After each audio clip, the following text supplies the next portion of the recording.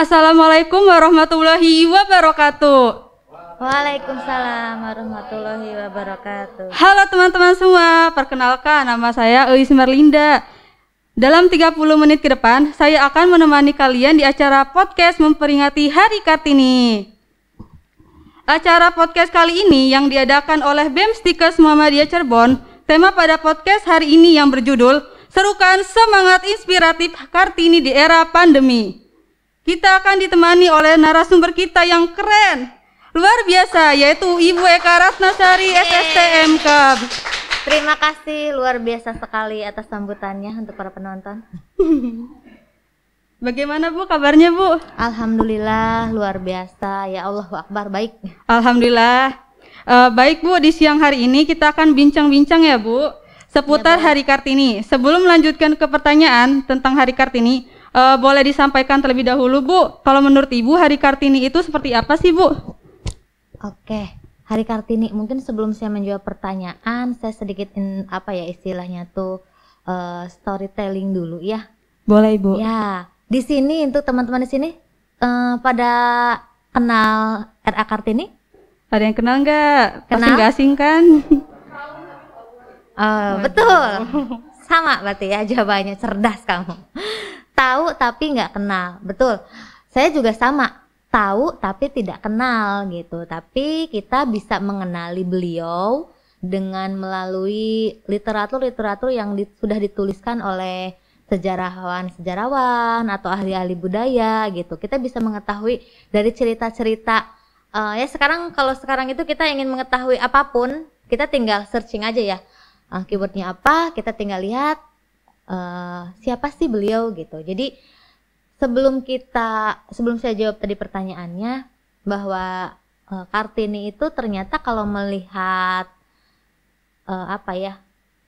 kisah hidupnya sungguh sangat luar biasa ya. Di sini memang sebenarnya saya berbicara di sini pun bukan berarti saya seseorang yang seperti Kartini ya, bukan ya, tapi lebih kepada kita bahas seperti apa sih sosok Kartini di sini pada siang hari ini ya.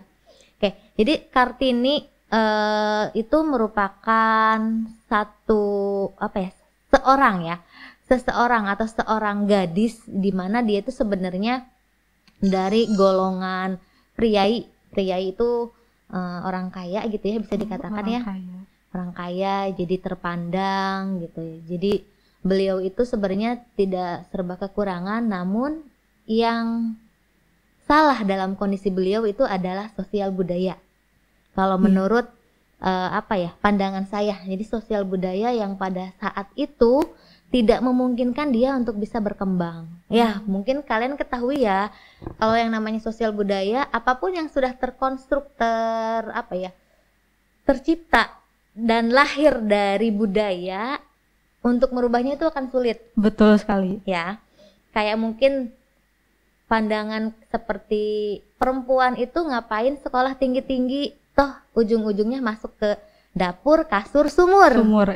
Ya, itu sebenarnya dari zaman Kartini itu sudah diupayakan oleh beliau agar kita itu tidak berakhir hanya di dapur, kemudian di sumur sama di kasur gitu. Jadi apa pandangan saya terhadap Kartini ya? Iya betul Ibu. Jadi saya memandang beliau itu adalah pelopor emansipasi dari kaum perempuan gitu. Jadi ada ya namanya kaum feminis. Kaum feminis itu kaum-kaum yang memang membela hak-haknya perempuan. Jadi kaum feminis ini merupakan kaum yang dalam artian itu selalu mengedepankan hak-haknya perempuan, sehingga Kartini ini merupakan cikal bakal seorang perempuan memperjuangkan haknya. Jadi saya sangat memandang sekali beliau salah satu inspiratif untuk kita bagi kaum perempuan. Karena beliau itu karena berasal dari keluarga priai ya, jadi beliau itu berkesempatan untuk sekolah. Ya, untuk sekolah bareng di sekolah Belanda dulu. Jadi dia apa namanya tuh belajar bahasa Belanda selain bahasa kita pribumi. Namun karena beliau dari keluarga yang terpandang, jadi campur ya dengan apa namanya dari orang-orang Eropa. Karena kan kita 3,5 abad, jangan lupa teman-teman. Iya Ibu. 3,5 abad kita dijajah juga, sehingga namun pada usia 12 tahun Kartini ini dipingit. Jadi untuk dipersiapkan untuk dia tuh harus menikah gitu. Ya jadi udah dia tidak tereksplor lagi. Kalian kan usia 12 tahun lagi ngapain? Petak umpet, main-main apa ya? Betul Ibu. Nah jadi kalau Kartini udah dipersiapkan, udah Dok, jangan kemana-mana karena kamu persiapan untuk jadi seorang istri, seorang ibu gitu. Tapi disinilah yang harus kita pandangan saya ke beliau tuh sangat luar biasa. Kenapa beliau tidak menjadikan kondisi tersebut untuk stuck. Ya, bisa diibaratkan kayak gini, sekarang dia itu nggak bisa kemana-mana kan ya? Iya Ibu, nggak bisa sekali. Kemana-mana, terus di rumah dikurung, gitu kan, dikurung, bisa dikatakan dikurung ya kata iya. dikurung. Itu bisa diibaratkan kalau dianalogikan sekarang itu sama halnya ketika kita pandemi. Iya, betul. Ya, nggak bisa kemana-mana. Cuman kan sekarang itu enaknya kita itu memiliki internet gitu, sudah ada digitalisasi atau modernisasi sehingga kejadian apapun yang ada di luar kita bisa tahu.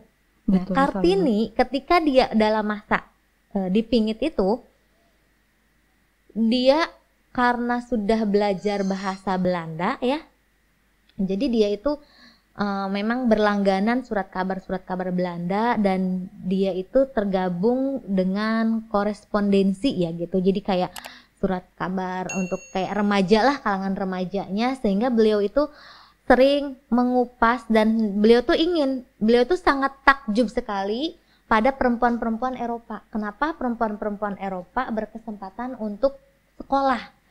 Terus kenapa perempuan-perempuan Eropa memiliki kebebasan? Sementara perempuan di pribumi, khususnya mungkin pribadi Kartini itu tidak ada. Di sini ada yang sudah pernah nonton filmnya Kartini? Ya belum. Coba tonton lah gitu. Film Kartini itu sangat inspiratif sekali. Jadi kalian memang itu menggambarkan kisah Kartini dulu, tapi walaupun memang nggak pure banget gitu, tapi di situ terlihat sekali perjuangan Kartini untuk bisa menulis surat kepada temannya. Dia tuh punya teman, saya lupa namanya siapa, pokoknya teman Belandanya. Dia itu selalu bertukar surat, berbagi kabar gimana di Belanda nih perempuan gitu.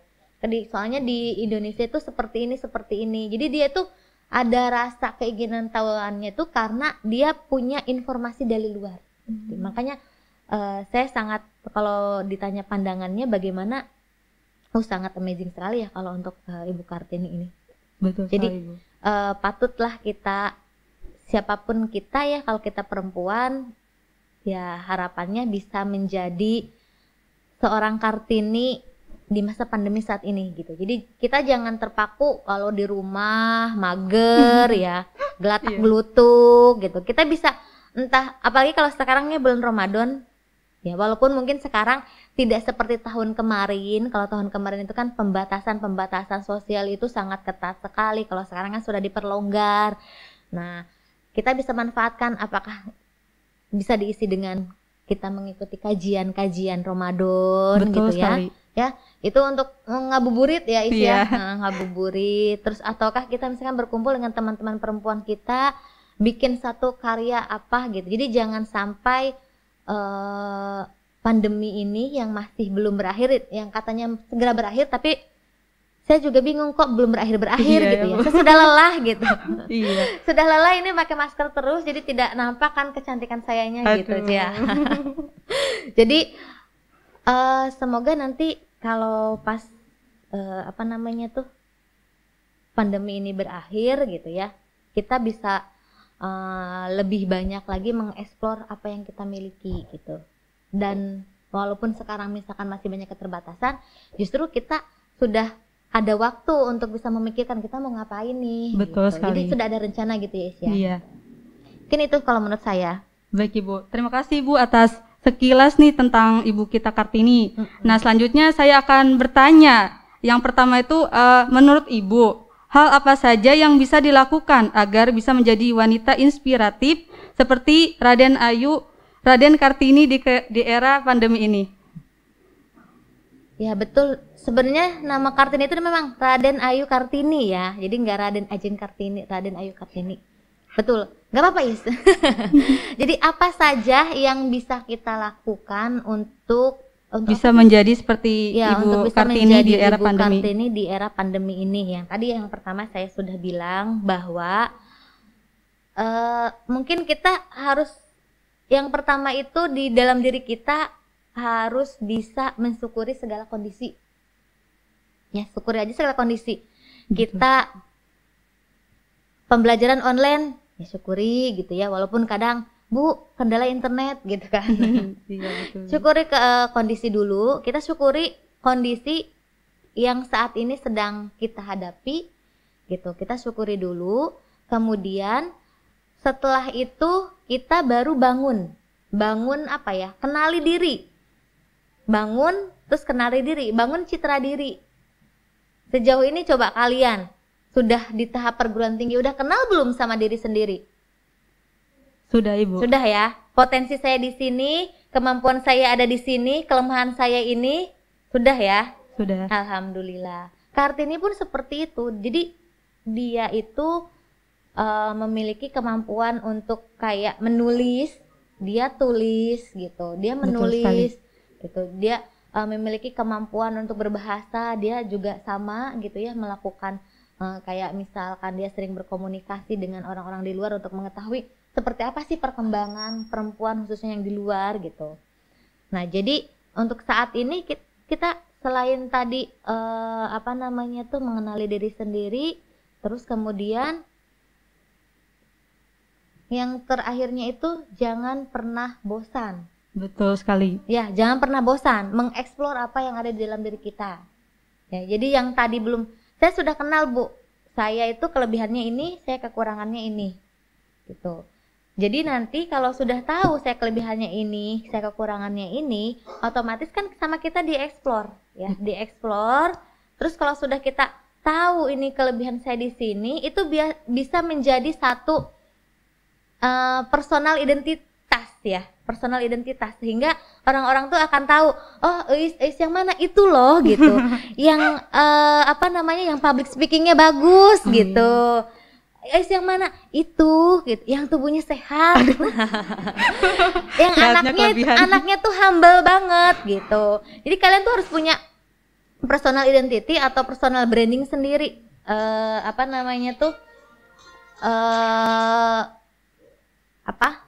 Kalian itu siapa dan yang mana gitu tentunya. Betul sekali. Jadi itu yang bisa kita lakukan dari awal-awal seperti itu. Dan kalau jangan pernah bosan itu tidak hanya jangan pernah bosan mengeksplor ya, tapi jangan pernah bosan juga untuk belajar. Lifelong learning gitu. Jadi belajar sepanjang hayat. Ya, jadi jangan pernah malu, jangan pernah gengsi ya. Betul untuk sekali. Belajar. Kayak misalkan contoh, kita di usia perguruan tinggi ini belum lancar tuh public speaking, atau saya belum lancar untuk vocabulary atau conversation bahasa Inggris saya. Gak apa-apa kalian kursus terus disatukan dengan anak-anak SD barangkali, gak apa-apa ya, gak apa-apa. Tidak perlu malu, tidak perlu takut ketika kita misalkan ingin konsen pada satu bidang itu, ya udah lakukan gitu, pelan-pelan, alon-alon asal kelakuan aja gitu. Betul sekali. Jadi intinya lifelong learningnya itu betul-betul kalian tanamkan gitu. Betul sekali.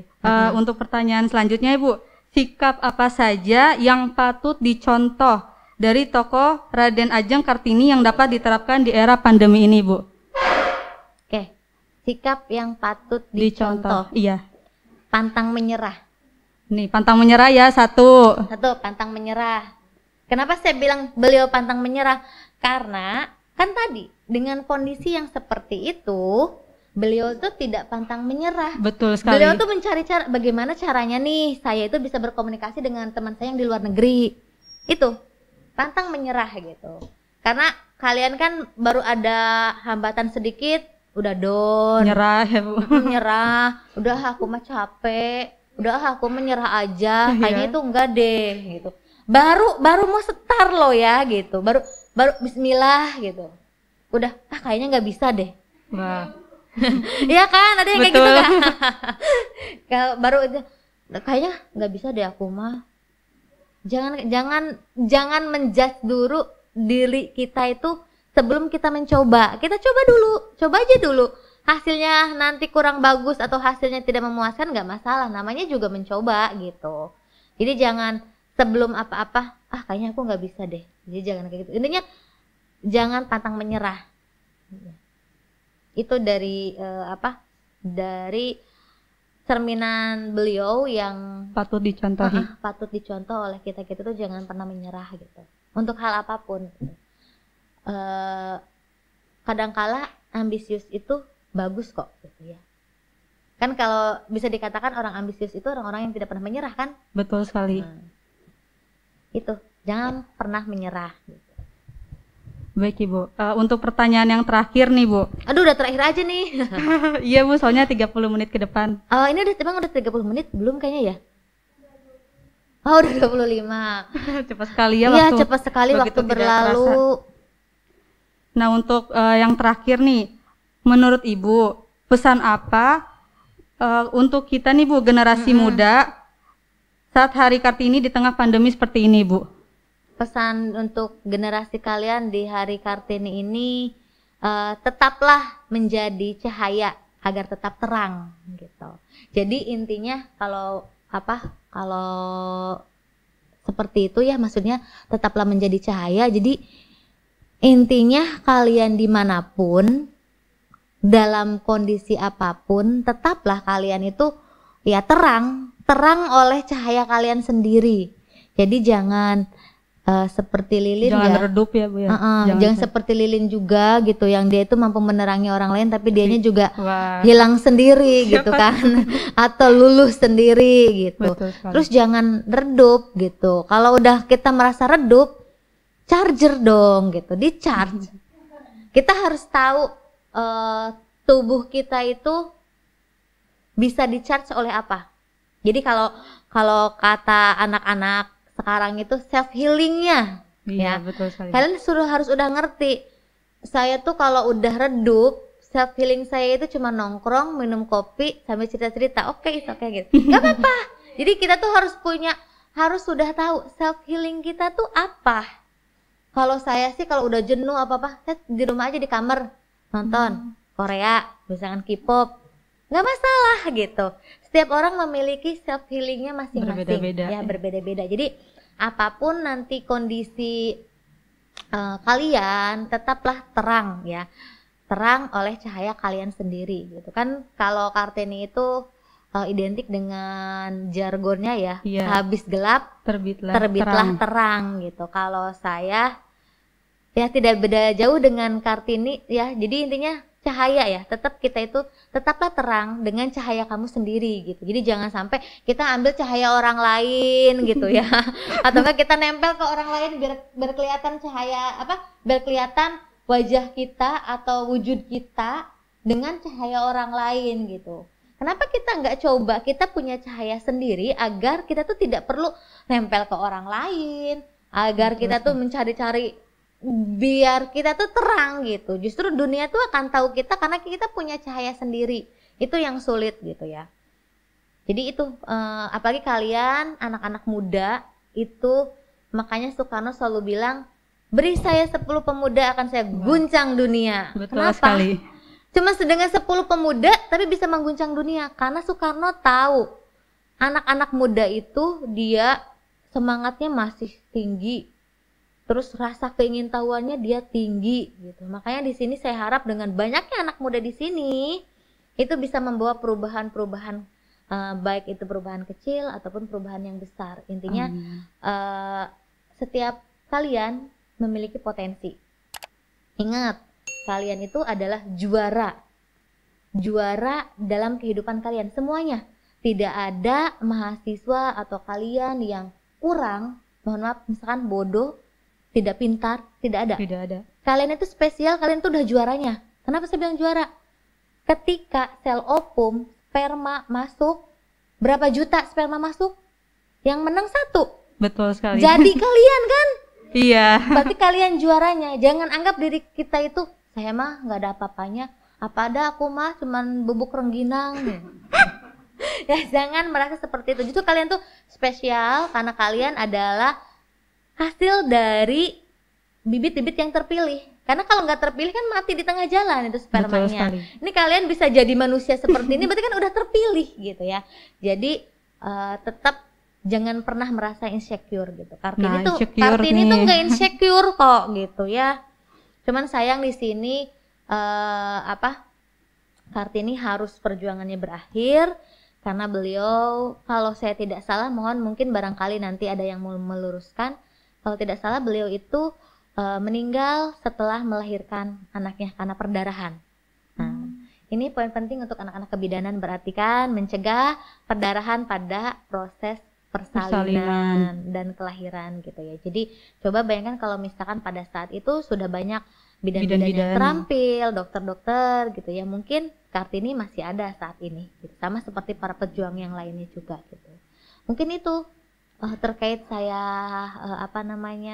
seperti apa inspiratifnya Kartini, itu yang kita bisa sejajar saat ini mendapatkan hak pendidikan atau yang lainnya itu karena jasanya dari beliau. Jadi ingat ya, emansipasi perempuan yang digaungkan oleh Kartini itu bukan berarti perempuan ingin lebih unggul dari laki-laki, tidak. Tapi kami hanya ingin setara dengan laki-laki dalam hal misalkan mendapatkan hak ya. Baik hak pendidikan ataupun hak-hak yang lain. Betul sekali. Wah, keren banget nih Bu. Setelah kita mendengar cerita Kartini, bagaimana cara kita seperti Ibu Kartini, semoga kita semua bisa meneladani perilaku dan ketangguhan beliau di era pandemi seperti ini ya Bu. Iya betul. Amin. Dan semoga nanti kita ada sesi curhat ya. Saya bisa jadi hostnya kok untuk sesi curhat. Boleh Bu. Sebelumnya terima kasih banyak kepada narasumber kita, Ibu Eka Ratnasari, terima kasih sudah mengundang saya. Walaupun sebenarnya saya juga masih jauh dari kata inspiratif ya, tapi tetap saya berusaha untuk menjadi inspirasi buat kalian semua. Masya Allah. Gaya banget ya. Saya selaku MC dalam acara podcast Hari Kartini ini mohon izin untuk undur. Kurang lebihnya mohon maaf. Wassalamualaikum warahmatullahi wabarakatuh. Waalaikumsalam warahmatullahi wabarakatuh. Terima kasih banyak, Bu. Sama-sama.